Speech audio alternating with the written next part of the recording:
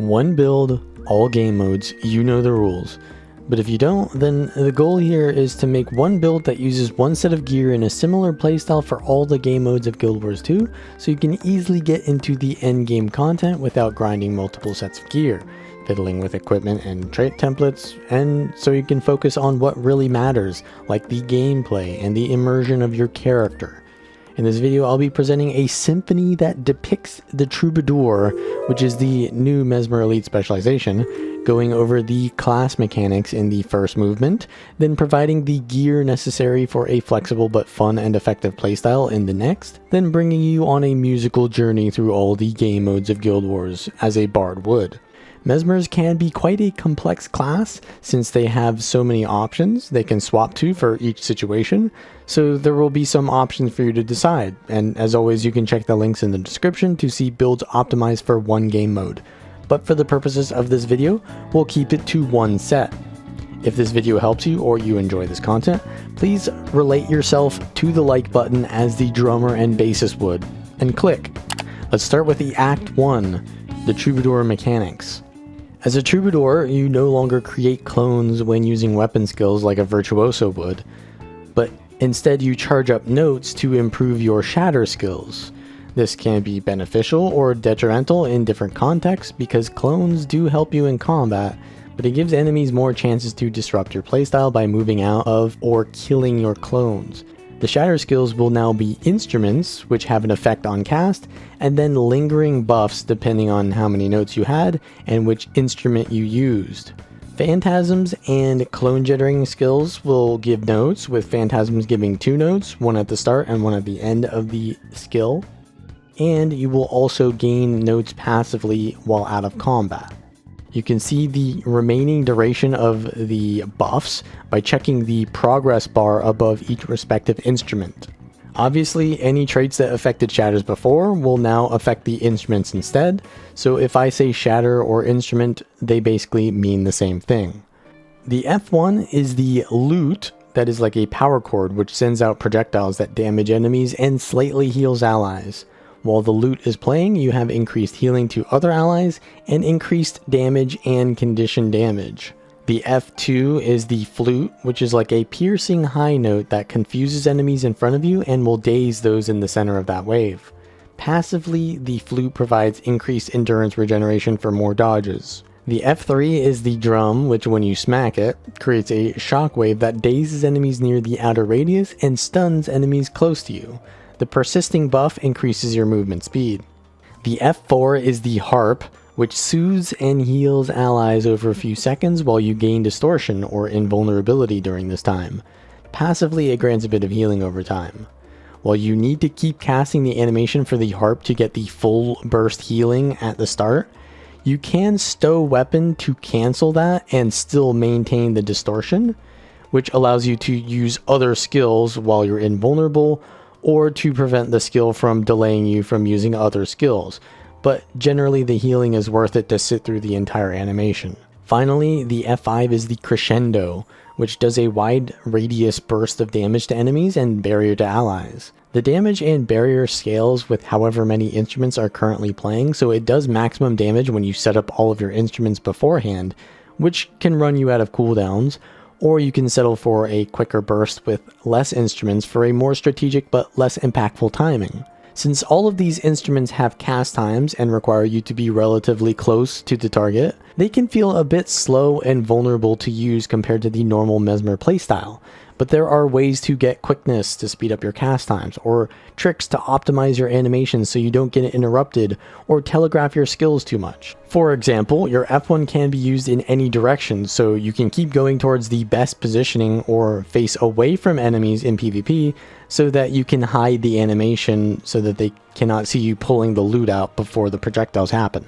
The flute cast time isn't that long, but you can reposition during the cast and quickly move your character with the right mouse button near the end of the animation, because that's where the damage and daze occurs, so that you can land it right at the very end. And the drum is the hardest to land for the stun because enemies could be in range for a stun at the beginning of the cast, but by the time you finish it, they could be out of range. Blinking near the end of the animation can help you to position it correctly and essentially get that stun every time. And of course, since distortion is key for surviving dangerous situations, you don't want to be in the middle of another animation when you want to get the distortion from the harp. So getting used to stowing weapon can help you to get your distortion in time. For equipment, I use mostly Berserker gear with the Scholar runes because Troubadour instruments all do a good amount of power damage, and since it's mostly melee ranged, it feels better to use the power-oriented melee weapons than the condition weapons that have little mobility. There's a decent amount of self-healing, but just in case, I take a Marauder amulet and rings, and a dragon backpack and accessories for a little bit of extra health. The weapons are sword and pistol with the force and paralyzation sigils, then a spear with the force and severance sigil. Both these weapon sets have mobility on them to help you stay on the target and to position your instruments, but they also have some CC. What's unique about the Troubadour is that it has a lot of CC from the instruments, so getting increased stun duration and better critical damage when interrupting enemies can feel great. But for World vs. World, you may want to put a cleansing sigil on your weapons because Mesmers are countered by conditions pretty hard, so getting 2 sets of weapons might be worth it. Otherwise, you can decide which game mode you want to optimize for, and PvP sigils are entirely independent. But what is more important is that you get the orchestral pistol skin because it's a gun flute, which is so much cooler than a gun blade. Just be careful where you blow that thing. For the relic, you have some choices. You can go for either Zakiros or Miststranger if you need extra healing, which is best when you play solo. But if the healing isn't needed, you can go for the Claw relic for extra damage, or you can go for the Speed relic, which helps you to move faster when you have swiftness, because positioning is so important for the Troubadour, especially as a mostly melee class. I personally use Miststranger for PvE and Speed relic for World vs. World. The PvE traits that I use are Illusions to essentially increase the damage and the frequency that I can use the Shatter skills, which are the instruments, and also Master of Fragmentation will give you cleansing on the harp, which is very useful in a lot of situations where you want to use the harp anyway to get that extra distortion and healing. Domination provides vulnerability from disabling enemies, which we do quite often to stack up our burst damage. If you want Boon Rip, then you can go for Shattered Concentration, but otherwise you can just go for the extra damage from Egotism. But the fun one is Mental Anguish. Deal 25% more damage with your shatters, but 50% to enemies who aren't activating skills. 50% is a really big number, and normally that wouldn't be worth it because shatters aren't usually the biggest contributor to your damage, but as a Troubadour, they are pretty big, and there's plenty of CC to prevent enemies from taking actions to get that big damage. Also, enemies that are moving in PvE won't activate skills, so you can get this bonus damage by manipulating their positioning by just kiting them. Of course, this trait is very good with the Lute, which is our power damage instrument, but Crescendo already gets big damage modifiers from other instruments, so adding this massive bonus on top can get you some fortissimo numbers. Now that's a lot of damage! In Troubadour, take Raconteur for some extra healing and protection for you and allies when using any of the tail utility skills. But Syncopate is also pretty good for some extra burst damage when you disable enemies.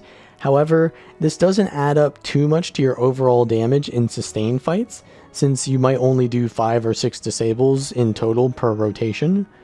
Life of the Party gives Might, Quickness, and Fury when using the Lute or Crescendo, which can be nice when with others or in sustained fights. But Shredding improves the damage of the Lute, which can be better when you're just one-shotting everything, and it is your main damage source. Basically, if you're supporting other players or expect longer fights, take Raconteur and Life of the Party. But if you're solo and you're not really expecting long fights, take Shredding and Syncopate for faster bursts. But generally, you won't ever regret going Raconteur and Life of the Party, so just default to them. Finally, I take Call and Response, which summons an encore of your last instrumental performance if you had 3 notes when it was used. This one is interesting because the second uses of these skills don't take the effect of your shatter traits, they only do the base effect of the instruments, but they have high base damage, which can result in more damage than the first cast sometimes. A second loot is your number one priority for damage, but a second drum is pretty nice too because it does good damage and stuns to allow you to land more shatters on enemies who aren't activating skills. A second flute is not amazing CC, but it still does good damage. And a second harp is just extra healing. So we want to keep getting 3 notes every time we want to use our lute or drums, and then preferably crescendo when the enemy is disabled and you have multiple instruments playing. Weapons and phantasm skills give notes, but the tails, which are the new utility skills, are also great team support and are a good way to get notes. The tail of Aurene is a small heal with a low cooldown that gives a note if you had 2 instruments playing. The tail of Almora gives might, fury, and quickness, and if you had the lute playing, it gives you 2 notes. If you use the lute and then cast the tail of Almora before the projectiles land, you still get the extra notes as if you had the lute already playing, but you also get the benefit from the fury and might before those projectiles land, making them get the extra damage. I take Mimic so that I can use the tail of Almora twice because it's a lot of damage modifiers and a lot of notes, but also with Raconteur it's more tails to heal and give protection. Tail of Traherne is our stun break that gives resistance and stability to allies. This can be replaced by the Mantra of Concentration if you want the extra stability uptime, because being interrupted on the Troubadour feels terrible, but I just prefer the extra healing and protection from the Raconteur trait. Lastly is the Tail of Jenna, which gives Chaos Aura and Distortion while activating the passive of all of your instruments for a duration depending on how many instruments we're already playing. This can be used defensively, but also offensively because you can do a full power crescendo afterwards with little setup. The idea here is to use the Sword 3 to leap around out of combat while you're passively generating your notes, and you can use the Sword 3 to return back to the original location. And you can also just use the Pistol 4 if you don't have your 3 notes before you want to start. And then what you're going to do is you're going to precast Mimic, and then stun the target with Pistol 5 into your F1, and then use Almora before it lands so that you get the extra damage. This does the after image as well, so you do a ton of damage to the stunned target. And then we will have 2 notes. Swap the spear, use the spear 2, hit with the edge for the max damage. This empowers your next spear skill, and it will also give you your 3rd note. So we want to go for our F1 combo again, but we want to stun them again. So now we've got the empowered 5 skill on spear, which will stun, and use the F1. This does another 3 note F1, so it's going to do the after image on the stunned enemy with mental anguish. And then that also recharges your spear 2, and we're going to use the Tail of Almora again to get that 3rd note with the spear 2. Now that we have 3 notes, we want to use the drums, which will have a call and response in a few seconds to do another stun. Then you have the empowered spear 4 that you can use, which will summon 2 phantasms, which will immobilize the target. Use the F2 before your second drums hit, because you don't want to daze when they're stunned, but we're going to get another stun after from the call and response. And then we want to use Crescendo, which will do a lot of damage to the stunned target from the second drum that hits. And that's essentially going to be your main combo right there. You could also fit in the harp to increase the damage of your Crescendo even more, but we generally want to save the harp for when we actually need the distortion, cleansing, and healing, right? So a harpist would never overplay like that. You're going to be low on cooldowns or note generation, so you can slowly build your notes again for your next F1, which you'll have plenty of because it's such a low cooldown, or you can focus on evading with the Spear 3 and the Sword 2, which can evade and deal damage at the same time if necessary, but generally you can stick to the Spear for sustained damage. In sustained fights, you won't be able to perform this entire combo too often, and in short fights, they'll end before you can even swap to your spear. So a lot of improvisation and splitting up the combos into separate parts is needed here. But as long as you understand that the F1 is your biggest damage, and you want to CC or kite mobs to prevent them from activating skills when you F1 or F5, and generate notes in between your F1 casts, you'll be fine. The hard part is finding enemies who will survive your burst. For PvP, you can play a full support Troubadour, but here's an interesting power Troubadour roamer playstyle with the Berserker Amulet and a bit of toughness from the Doliac Rune, because base health and toughness Mesmer is way too squishy. And while learning, you can put on the Marauder Amulet, but once you get a little bit more experience, you can go for the Berserker Amulet. Then I go for the Relic of Speed, because your positioning is super important when you're a squishy roamer melee playstyle, so you need to be able to escape fights or stick to targets, and the extra movement speed just enables you to play your role. The swiftness is not hard to get, since the F1 will give you swiftness in PvP instead of quickness, and the Spear 4 also gives you some swiftness, and evading an attack in dueling will also give you some swiftness. I double energy sigil because I go for the Deceptive Evasion trait to keep up the note generation high enough to reliably use the 3-note shatters for the extra effect from call and response. And I do take Syncopation because the burst damages are really useful in PvP. And the F2 and the F3 can also disable twice, since you've got the call and response on them. So that's a lot of extra burst damage that can happen. The double savagery sigils are for the extra CC when I land my Spear 5 or my Pistol 5, so I can do my burst combos. And the dueling trait line is nice for some extra condition cleanse, pistol cooldowns, and note generation. But domination can also be useful for boon removal when going against heavy tank comps or classes that have a lot of boons. So you can replace dueling, but dueling is a lot of utility and versatility, and it's just more fun to play in my opinion, but definitely go for domination if you've got support on your team. Instead of tails, I take the defensive mantras for stability and cleansing, and either feast. So there's a decent amount of cleansing from evading attacks, the harp with Master of Fragmentation, and dodging attacks, as well as the mantra cleanse. Mass Invisibility can also be more defensive than the Tail of Jenna, because 2 seconds of distortion is just not as good as 6 seconds of invisibility in most situations, especially as a roamer role, and you can also use it aggressively to stealth engage on the enemy team, so it's just more versatile for this build. So there are 3 or 4 combos that you want to be using to focus down targets. The first one is obvious. You want to go for 3 notes. You can get that 3rd note from the Phantasmal Duelist. This is also just nice because it's a multi-hitting attack, which allows you to remove Aegis and Blind during your burst, so that you can ensure that your magic bullet doesn't get blinded or blocked. And you just do F1, and you can see the call and response is going to come afterwards. That does quite a bit of damage. Then you can dodge, and that will give you extra notes because of Deceptive Evasion. Maybe land your 2. And then you want to go in for the Spear 5. Make sure that you get the 3rd note there, and then go for the stun from the Empowered Spear 5 into the F1.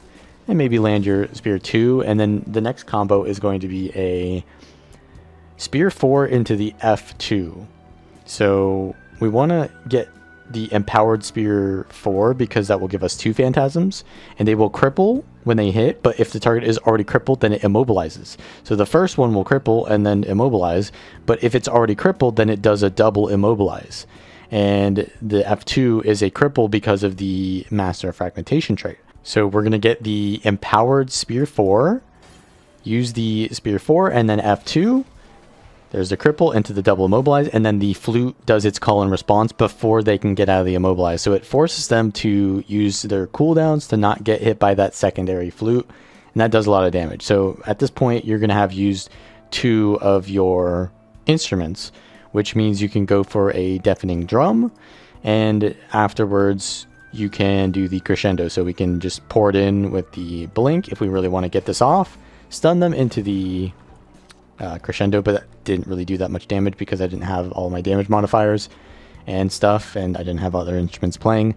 But yeah, that will do a lot of damage if you can set up your Fury, you can set up your Might, because you do get Might from using the F1, and you'll just do a lot of damage and support for your team in these team fight situations, because you do heal allies, you do give cleansing to allies, you do give stability to allies. So it's quite a good team fighter, but it's not really a support. So you need your allies, but your allies don't necessarily need you always. So the role of a Troubadour is to go around with his team.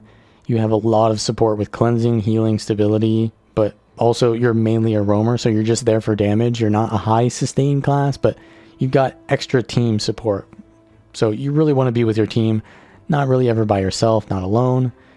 And we're going to open here from stealth to try to get the stun, but they mass invisibility after us. I dodge to avoid their F1 from the Virtuoso. I miss my stun and the Untamed is on me now, so I blink out, try to heal up, and my Reaper gets a nice stun. I'm going to use my stun as well to combo with the Reaper so we can get that kill pretty easily on this Untamed. So the drums is really good for team kind of like focusing targets, because the 2-second stun with Savagery is a 2.5-second stun. Now we do the Spear 4 into the F2 combo there, but they go into their invulnerability there, and we just need to finish them off. So I'm going to wait until they're out of stability and then go for the Pistol 5 into the F1, finish them off, and the Reaper is around back fighting something there. They get the kill there, so I'm just going to cap the node because they're getting stuff done. I see that their team is rotating back into this fight, and I may have to fight this Untamed. I really don't want to be alone against them, so I Sword 3 off the node, and I'm going to try to port it back onto it once they come out of stealth, so I don't want to let them get the opener on me. And I miss some of my skills here. I try to do the Spear 4 into F2, but they're dodging a lot. A lot of times when you're playing against people in PvP, they dodge, so you can't just kill them in one shot because they have stun breaks, they have dodges, so you gotta do multiple combos. So we're trying to stick to this target with the Thief, get the Spear 2 with the Blink and the F1, and we're able to finish them off with the Deadeye there. So that's a pretty nice takeout. We do want to farm some notes off of their down body, so I'm just going to use my Phantasm. So now we have 3 notes for the next fight. I mass invisibility to see if we can go into far, but our Necro's already dead there, so we're just going to back off. We have home and mid, so we don't need to overextend, and just let's see what comes into mid. I Pistol 5 the Antiquary there, and they Shadow Step into mid, so I'm going to try to get my notes back up again. I channel my mantra, and I'm going to try to dodge their steal so I don't get dazed, and I'm going to go in with the 4 into 2 combo, but they dodge that, but the after image hits them, so they still get chunked by the 5k after image of the flute. My ally comes in with me, so this is good. We're going to start focusing. I use my crescendo to give them barrier so we don't get bursted, and they start kiting, so I'm going to retarget Pistol 5 into the F1 on the Antiquary, and we get them down there, so it's a nice kill. And we want to start getting more with our team. Our duelist is going to cap the node, which is perfect. Okay, we already have the node, so he doesn't need to be there. But I see that they were in stealth there, so I use my Sword 3 to get off the node so that my duelist will take the aggro when they come out of stealth and not me. And then I can port back in with the return of the Sword 3, and that'll allow me to be there for my ally. But the Untamed is chasing me. I use my Distortion to heal, blink back up, and try to go for the Virtuoso, but I am kind of low. I use my heal skill and try to stun them, but they go into Distortion. I use my Crescendo, but they blast me with their F1, so I line of sight while using mass invisibility so I can get another opener. My Reaper's here with me, and I'm going to try to go for an F1 combo here. I use it, and the after image misses as well because they're just dodging. They're 1v3, so of course they're going to dodge. It's going to be hard to land skills until they run out of cooldowns, but we eventually get that. I see that their Guardian is rotating in the mid, so I dodge into Evade, into Distortion, because I don't want to get hit by their opener burst, because Luminaries can do a lot of burst damage. I go for the Pistol Stun, but they evade it, and now they've got just a Reaper and another Luminary on them, so they're going to go down. The Antiquary from the enemy team is here, so I'm going to try to finish them off. I get the Cripple from the F2, and my Reaper gets a Fear, but they seem to be a little bit out of range here, so I'm going to chase with my Sword 3, go for the Pistol 5 with the port into my F1, and they port out with Shadow Step. But look here, my after image is chasing them, and they're going to port back, and now look, my after image is going to destroy them with my Spear as well. So yeah, the after image from the F1 does a lot of damage. but when people are moving around a lot, they can easily avoid it. But when you're fighting around objectives, it can be pretty easy to land your after image because it's staying in that area. Now I'm going to try to land my stun there, but it doesn't really happen. I miss because I'm getting blinded as guardians do. Evade into port back from the spear 2 or the sword 3. I get bursted by the luminary there with their forge skill, so I just distortion, get out, blink out, stealth, try to reset. But the enemy reapers doesn't know where I am, but they kind of like walk towards me, so I just am able to land my spear 2 pretty easily there. I use my F1 skill because that does heal a little bit to resustain myself, so I can get back into this fight without too much downtime. Go for the pistol stun on the... Okay, they use distortion, so we want to stay on the target. They go into mass invisibility. I try to stun them and land my spear 2 with the drums, but they're still in mass invisibility. I don't know where they are. My teammate is chasing this Reaper over here, so I'm going to blink in. I use the spear 4 into the F2 to get the immobilized combo, and I land my spear 2 while they're immobilized. And there's an after image there, but they get hit by the after image actually after the dodge, so that was pretty nice timing there. And now we're looking for the kill here. I drums to stun them. They have stability though, and they're pretty low. I'm going to port out just to precast my crescendo before I port in, but they get out of range. I still give barrier to my allies, so we're doing fine. We're going to get that kill, and we're going to go into this 3v1 and just try to finish off this luminary. So we're 3 capped right now because we're essentially team fighting with our duelist, so we need to split from our duelist. So we're just getting the kill for our duelist so they can cap the node, and then we'll leave them to be outnumbered and get the rest of the map. So this is kind of like a low instant play, but a good long-term play that we're doing here, just trying to secure our duelist's node. And the thief came in anyway, so we really want to kill them as well. They overcommit, and they're just going in one by one, so we can just keep getting these kills really easy with all our damage.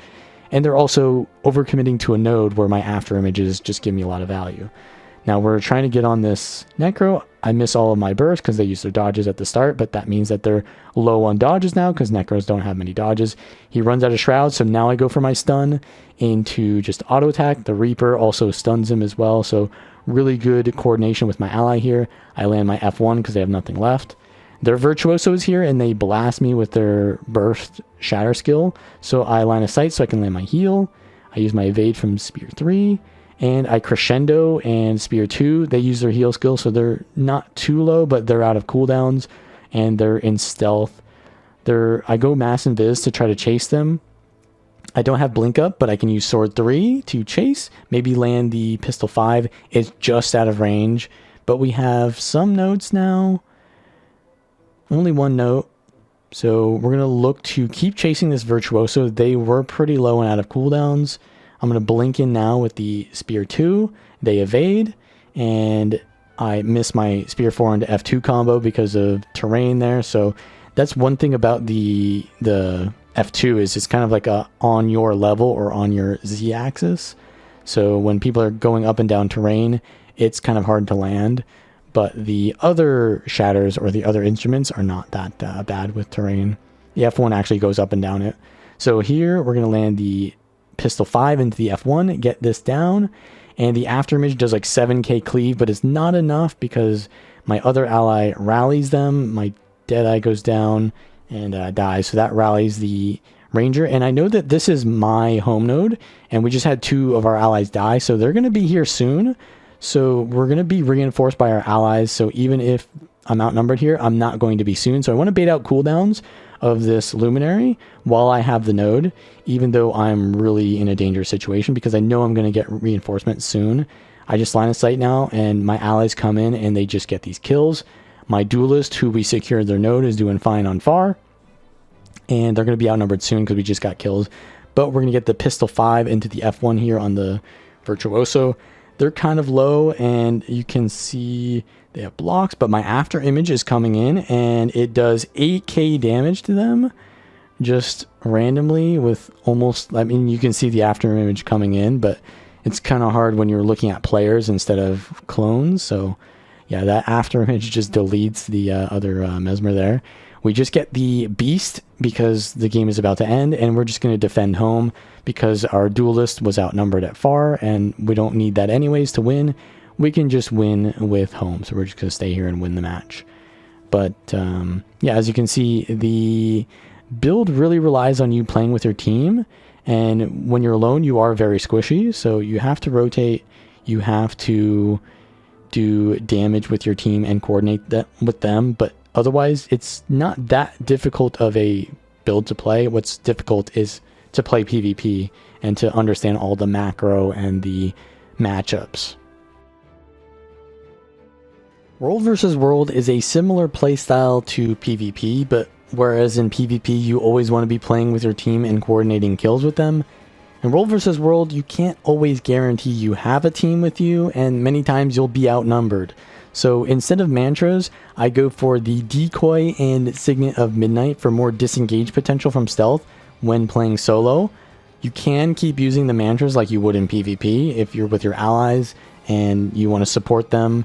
Then you can also take domination instead of dueling. So you're just trying to remove boons when you're going against those larger squads. Double energy and cleansing sigils are just nice to have on your weapons since you're going to have a lot more conditions on you in World vs. World. And the Relic of Speed is even more necessary in World vs. World, where you'll be chased to the ends of the earth like you're a famous musician. But with the Sword 3 leap, you can juke enemies pretty hard by using mass invisibility. You can even use Spear 5 to neutral mobs and walls to get them extra distance. And of course, keep up your swiftness with the Spear 4 and the F1 to enjoy some of the best mobility in the game. But that is basically how I play the Troubadour. If you enjoyed this video, then please remember to like and subscribe for more. Leave a comment what your instrument of choice is. Doesn't have to be in game. And I will see you all next time.